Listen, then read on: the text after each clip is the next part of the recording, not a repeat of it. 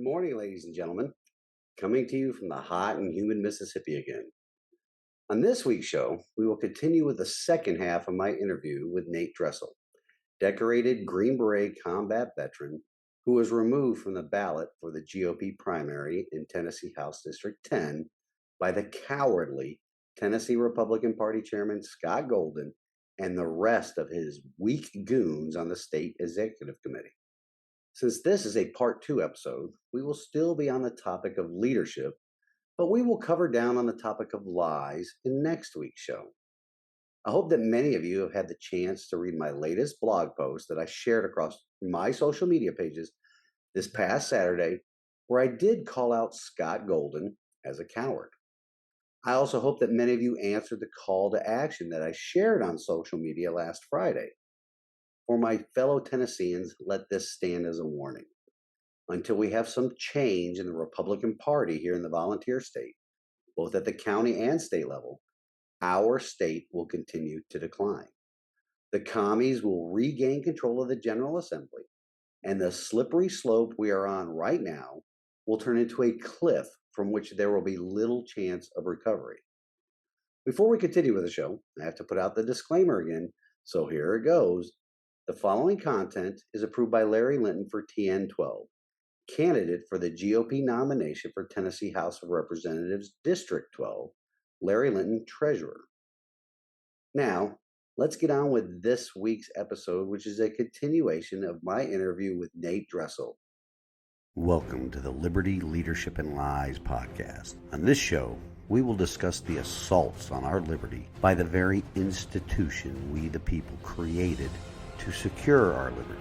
We will also compare and contrast the actions of people in leadership positions to the servant leadership that is needed to protect our God-given, constitutionally protected rights. Additionally, we will break down the many lies that elected and unelected officials in government and media spin every day in order to secure for themselves positions of power and influence that are antithetical to the system of government our founding fathers created and passed down to us.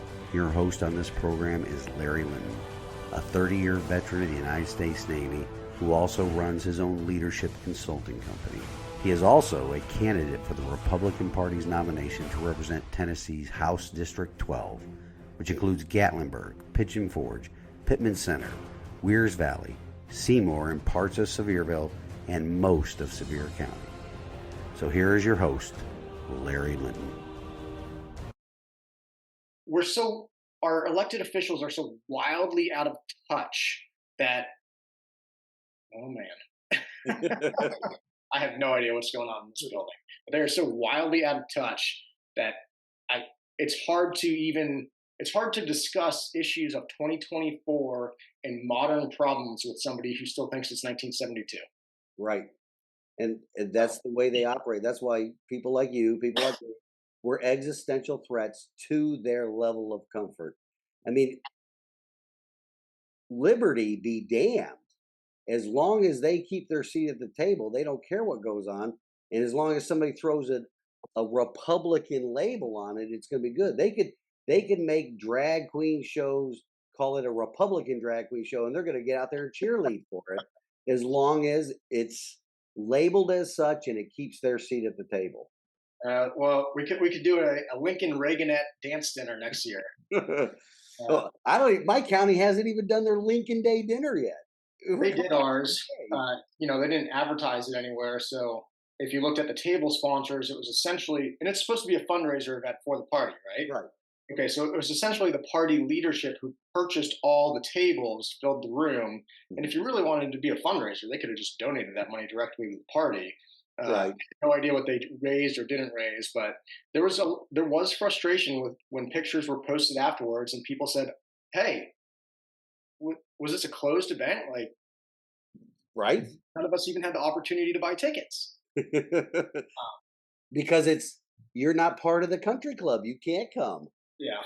So that's the same thing here. And if you look at we talked about your party's website, and we talked about the Sevier County Republican Party's website still lists Art Swan as our state senator, That changed 4 years ago.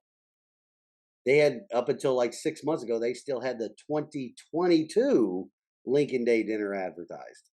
Yeah, I mean, okay, so let's say that somebody moves to the area, somebody's new here and wants to be involved in the party.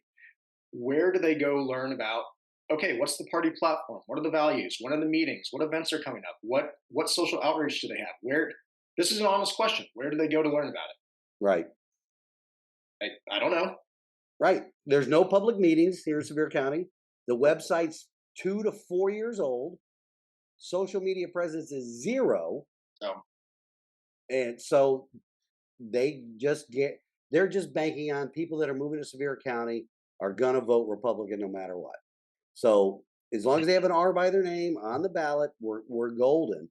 We can still hold our little once a year putt putt fundraiser, $1,000 a ticket to sit there and play a putt putt game inside a building, or maybe attend a Lincoln Day dinner if it's advertised.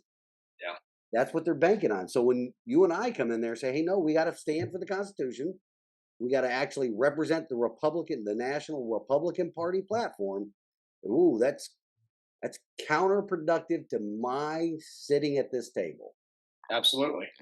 Well, here's one of the things that I've done recently, um, which is actually part of the reason why the local party loathes me so much. Uh, my wife and I, in March, went out to Nashville to the State Young Republicans Federation, uh, annual meeting, Mhm.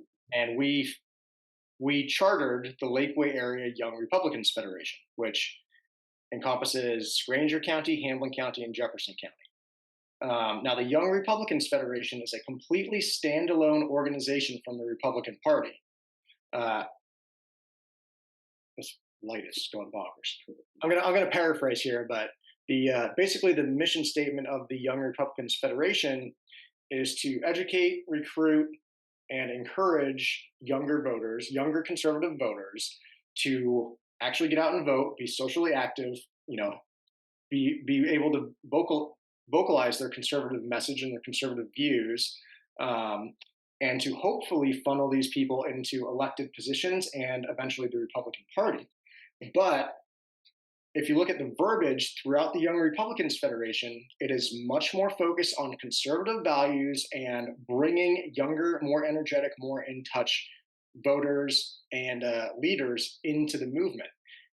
Way more so on the conservative message than it is that we are a recruiting arm for the Republican Party, because it is not a recruiting arm for the Republican Party.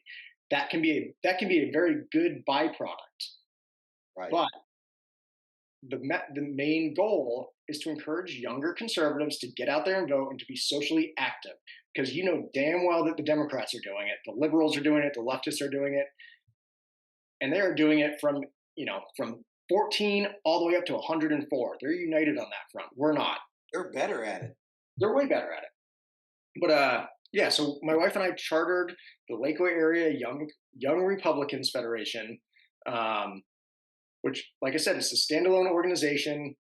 It's open to all ages, so voting members within the organization can be 18 to 40 years old, but affiliate members can be any age. So if you want to be part of the Lakeway Area Young Republicans, I don't care if you're 84. If you are proactive, conservative, and you're energetic about what we're doing, show up and be part of it. But that in itself is a threat to the party, which it shouldn't be. They know that people like us are better at outreach, we're better at recruiting, we're better at retention. I mean, hell, you and I in our military jobs, that's part of what we do.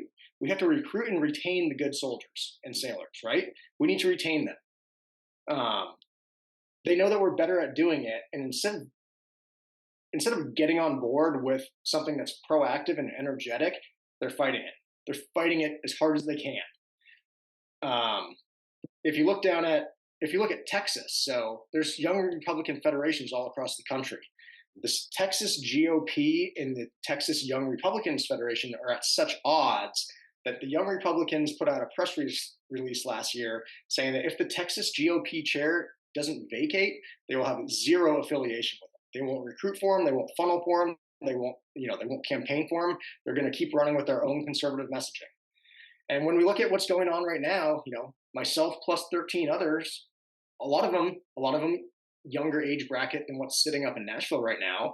When they're booting all these people off the ballot, it does not bode well for the Young Republican Federation recruiting and funneling for the Republican Party. Yeah. And that's myopic and short-sighted leadership. Yeah. So I think while the statewide GOP, Scott Golden in particular, there may or may not be corruption up there, but there is definitely a lack of strong leadership. Yeah. Because they rely so much on what I call the corrupt or corrosive, toxic leadership at the county levels. Because if there was good, solid Republican leadership at the county levels, they would be our biggest cheerleaders in growing the Republican Party. They would be. When they at the county level, you would think that they should be the biggest cheerleaders of guys like us, organizations like the Young Republicans Federation. They should be the biggest cheerleaders of these types of people and these organizations. Because as I've pointed out to almost everyone in the party here, you have no plan for recruitment. Your recruitment is absolute zero. Your retention is negative because you're literally dying off. Like, you have a negative retention and zero recruitment. How long can you sustain this? Until the only time it's going to get better is when they actually turn blue. I mean, I lived in Virginia, so Tidewater, Virginia, for a good portion of my career. And I was there watching it go from red to purple to blue because the local GOPs were not active. Right. So they just banked on historical, hey, we're always going to be red. Well, look at Virginia now.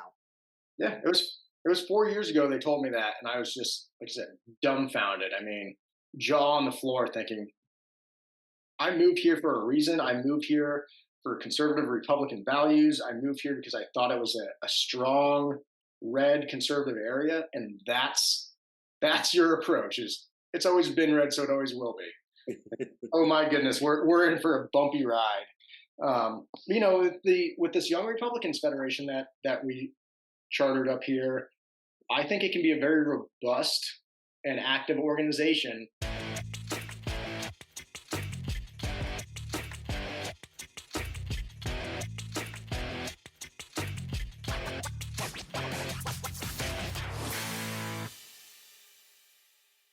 Yeah, whatever. They kicked me off the ballot. That's totally separate from this Young Republicans Federation. I'm charging forward with that regardless. Right.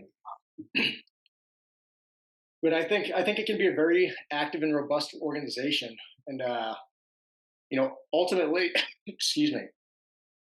Ultimately, when the Republican Party does have meetings here, essentially they read the meeting minutes from the last meeting, which is the meeting minutes from the meeting before the last meeting. Right. And then they read a couple thank you letters like, hey, the Republican Party gave the Women's Republican Club $500 for a potluck dinner. And then they read thank you letters back and forth. It's like, nobody wants, the same 20 people want to show up to those meetings over and over again, but that's not attracting anyone new. Or if somebody new does show up, they don't come back again. So my goal with this new organization is that we're going to we'll have meetings, we'll have an actual agenda of things that we're going to do, be that, getting out there, doing social activities, whether it's, going over to the leftists at Walter State and setting up a booth, or we're just doing canvassing over there, going out to the county fairs, or hell, I want to have Young Republican Range Day. Let's all go out to the shooting range. We'll learn about the Second Amendment. We'll learn some gun safety. We'll blast off some rounds, and then we'll have our little Young Republicans meeting after it.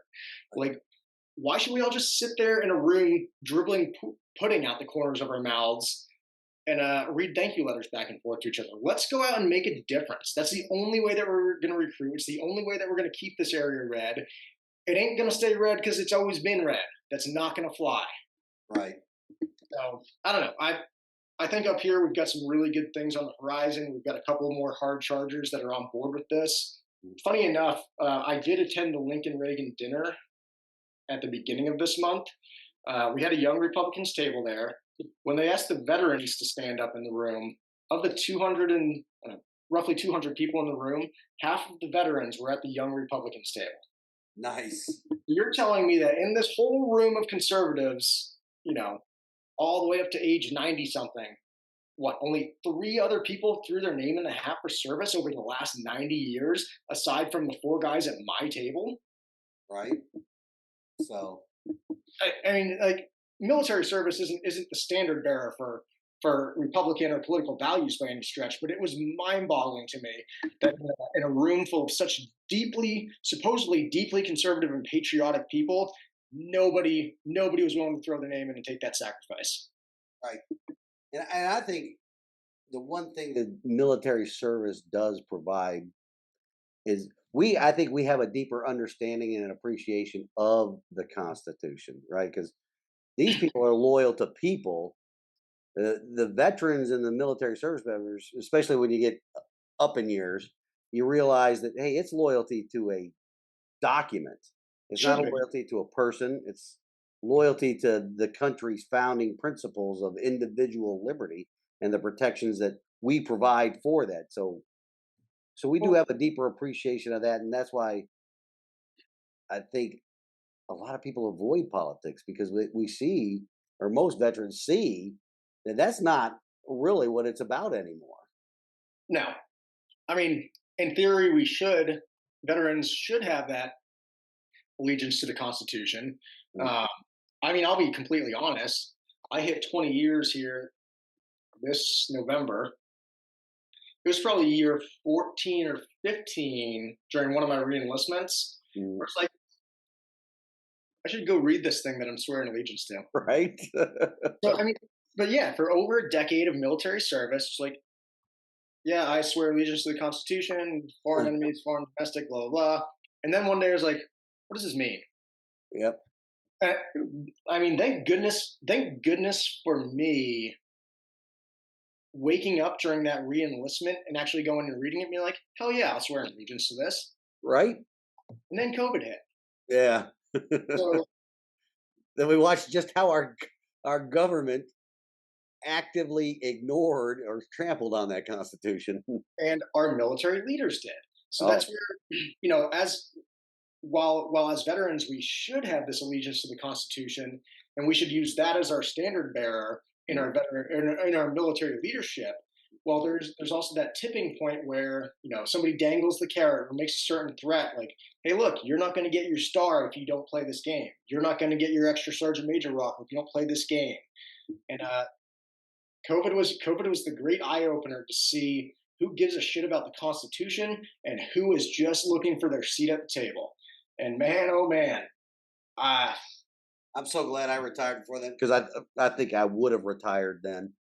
oh, people's true colors showed, especially up at the senior enlisted and senior, field grade and general officer level. True Right. colors emerged real quick, Yeah.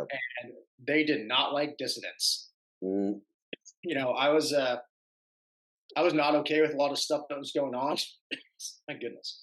Luckily, I was part time for the guard, so I was not okay with it. I was vocal about it. I made a big stink. Got in a fight with the Special Forces commander, the Special Forces Command Sergeant Major. Now, I was an E8 at the time, so like whatever. You guys can pound sand. I don't really care. mm,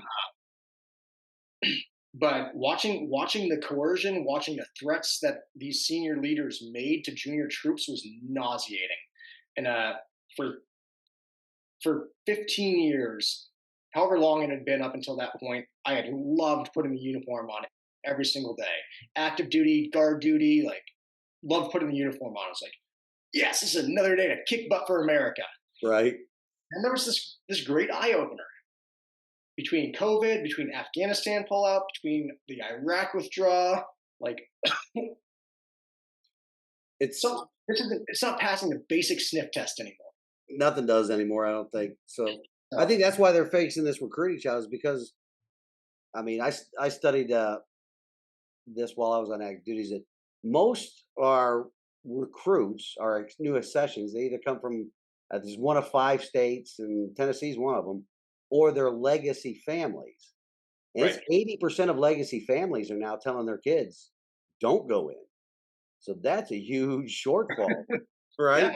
Yeah. So they broke trust, they broke faith with the Yep. people they're supposed to lead. Just like our government is breaking faith with the country Yep, And that's our Republican Party leadership is breaking faith with Republicans.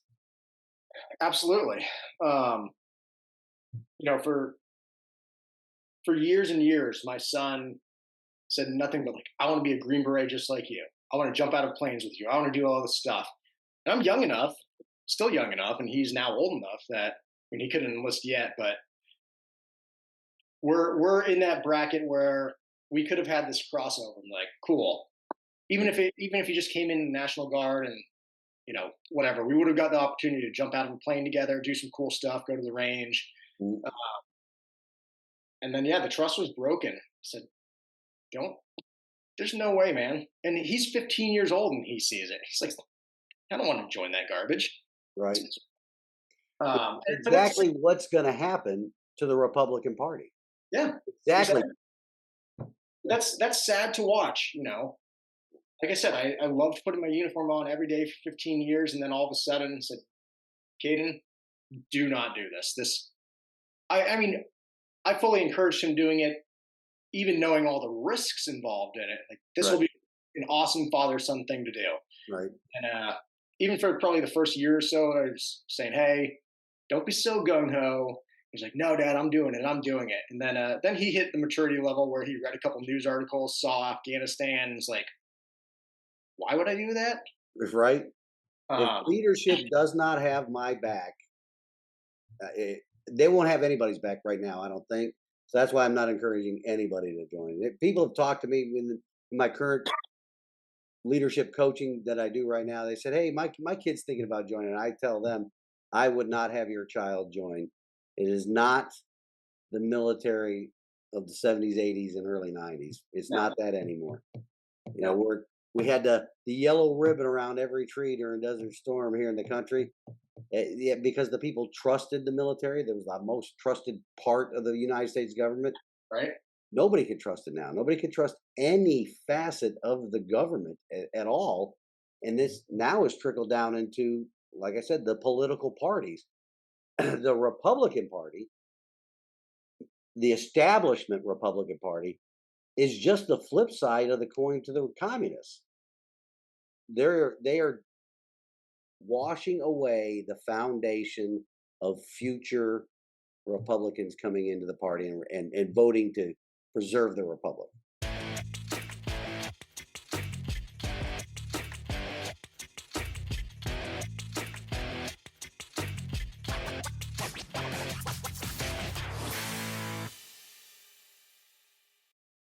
Yeah, I mean, hopefully, hopefully organizations like the Young Republicans Federation can make a big enough dent fighting for conservatism, because that has to be the number one message, is that we're fighting for conservative values. Nobody gives a crap about your party values anymore. Right. Parties don't give a crap about their party values, so why should somebody who's looking for a home care about the party values? Right. I just wanted to try to pull this up real quick here. Oh my goodness.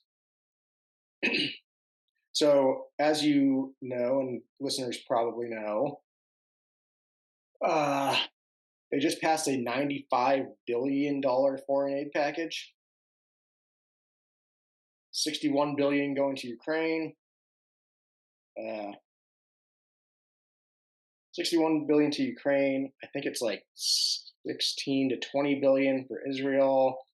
Another handful of billion for Taiwan, and then the other part of the bill. Sorry, it's not funny. Anyways, the other part of the bill directly pertains to Iran and banning TikTok. Just trying to pull up. Anyways, people can go look this up. Go look up the Republican voting record on the foreign aid bill. Again, $95 billion bill. I believe we only had one of our Tennessee U.S. representatives that voted no across the board. So we have nine U.S. reps here in Tennessee. Right. We have one Democrat rep. The other 8 are all Republicans. It's crazy. Isn't that? But the other 8 are all bona fide Republicans. And I believe only one of them voted no. I don't want to give a cent of our money overseas until we fix our problems here at home. The other 7 of them voted for at least a portion of that foreign funding bill. In a state as red as Tennessee, that should be a zero questions asked. We are going hardline, no across the board. Right. I mean, we up here in Hamilton County, we're getting illegal immigrants here every single day. I mean, in the 4 years that I've been here, I'm just watching it increase over and over again. And I know that they're dropping them off in Brentwood outside of Nashville. I'm sure they're all over Sevierville. Like, It's even though exit 407 Buc-ee's in bus loads. Largest Buc-ee's in the world, getting them dropped off right there at that exit. So, I mean, even though we're not a border state, we have all these problems here at home directly related to open, porous borders, yet our bona fide Republicans up at the U.S. House seats are voting to give away $95 billion overseas. Guess what's attached to that bill for U.S. security? None. Yep. I did a little digging. The number of school teachers, English as a second language school teachers hired in my county in the last 7 years has more than doubled. That doesn't surprise me. It's who's paying for that? Of course, the residents of Sevier County. We don't think so, but we're paying for every bit of that illegal. And our state legislature, they do have it within their power to turn off the magnet to illegal immigrants in our state, but they don't. Well, everything ties back to federal funding, right? And unfortunately, when you have spineless, feckless, money-driven leaders, they will do whatever it takes to keep that funding stream going. One of the reasons why I was running, I'm not on the Republican ballot. I'm still running. Oh my God, I'm coming at you so hard. It's going to be like T1000. But kicking some doors. Yeah, it's going to be like T1000. They're going to be like, oh my God, he just won't stop. One of the reasons why I'm running is that. So the National Guard is a state asset. National Guard does not belong to Department of Army, does not belong to Department of Defense, does not belong to the federal government. First and foremost, it is a state asset. So all of your neighbors, all of your neighbors' kids, whoever, all of these National Guard troops here in Tennessee, they belong to the state of Tennessee. Governor Lee is essentially the commander-in-chief of the Tennessee National Guard until he decides to sign a piece of paper that says, hey, Department of Army or DOD or FEMA or whoever, you can federalize these troops and use them. Be that, going overseas, going on training missions, whatever. First and foremost, a state asset. So for the past 20 plus years during the global war on terror, the National Guard has been bastardized by the federal government, by Department of Army, by DOD. They've been sending them on deployments. They've been Iraq, Afghanistan, Africa, Philippines, everywhere under the sun where active duty troops were going. And they've been used for backfill. There's deployment to dwell time. You can only be deployed so long, and then you have to be home for so long. So they use National Guard and reserves to backfill those active duty dwell times. Technically, the National Guard can only deploy to war if it's an actual war. Global war on terror never passed Congress as a war. Right? That's in the past though. National Guard has already been utilized that way for 20 plus years, which legally they worked around it, but in the basic sense, National Guard can't go to war unless it's an actual war. Granted, I think all that did bolster the strength of the National Guard and bolster their capabilities, but the global war on terror is dead. We wasted 20 years, lost all these lives, didn't win anything. Now the federal government is still trying to utilize the National Guard just like they would active duty troops. So part of all this goes back to running for the state legislator. It's a state asset. Does anyone in the state legislature ever put their hands up and say, hold on, we cannot legally use the National Guard in this manner? Nobody does, because nobody knows. One of the main uses for the National Guard, one of the main reasons the National Guard exists at a state level, it's called DISCA. It's Defense Support of Civil Authorities. So DISCA, this Defense Support of Civil Authorities, is meant to be used for natural disasters. So flooding, tornadoes, wildfires, landslides, whatever. When some natural disaster happens that the civil authorities can't handle, cool. Let's activate the guard guys. It could also be used for spontaneous riots. If there was a spontaneous riot, something that was not expected, overwhelmed the local police, overwhelmed the state police, overwhelmed all the local authorities. Let's bring in the guard. Well, the National Guard this DISCA mission has been used over and over again, and they'll call anything DISCA. So as long as you call it DISCA, they can then try to federalize the National Guard. Well, here's the kicker. We, as the state of Tennessee, does not have to sign that piece of paper saying that we will allow the National Guard to be federalized. So, the Tennessee National Guard has guys that are going to go sit over in Europe somewhere. You and the listeners can do your digging, but see how many guys are going to go sit over there in Europe and see how many we're sending down to the border in Texas. Right. Guarantee one is way higher than the other. Federal money versus state security. Right. Federal money. When you look back at 2020, during the Black Lives Matter and Antifa riots that were happening all over the country, but in particularly Washington, D.C. Well, when Black Lives Matter and Antifa were rioting in D.C., the D.C. Metro Police were told not to do anything. The state police didn't show up. The local sheriffs didn't do anything. The Capitol Police didn't do anything. What they did is they called the National Guard from across the country and they deployed them to D.C. on a DISCA mission. So we had Green Berets, National Guard Green Berets from Utah, from Alabama, from Florida, from all over the country, descending on D.C., doing civilian policing because the civilian police were told not to do anything. Well, like I said at the beginning of this DISCA explanation, a spontaneous, unexpected, uncontrollable riot may be a cause to call in the National Guard. When you tell your police not to do anything, when you don't have local authorities do anything, when you create a riot, when you create a crisis, that is not a DISCA mission. That is not a reason for military members to suit up and stand against U.S. civilians. The fact that they did that, the fact that any commanders, the fact that any governors signed off on that mission was nauseating. And that was in 2020. It has not gotten any better since then. Right.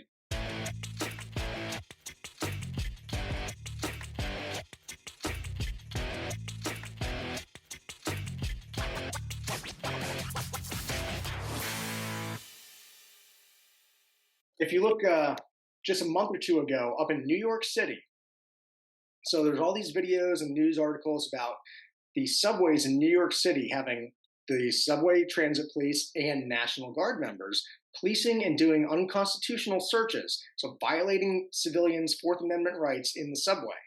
So you have guys in their military uniforms opening people's bags, checking them before they get on and off trains.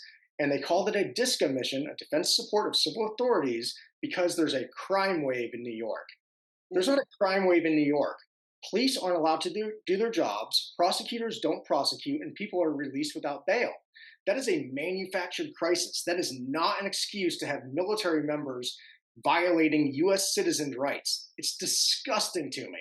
So when I look at all of this, and it's been going on more and more with increasing frequency, state legislators need to have the backbone, need to have the knowledge, need to have the understanding to say, look, Governor Lee, you cannot utilize Tennessee National Guard that way. Or, obviously that's my vested interest, but like all these people who have New York National Guard, Utah, Florida, whoever allowed these units to go on DISCA missions that were not, absolutely not.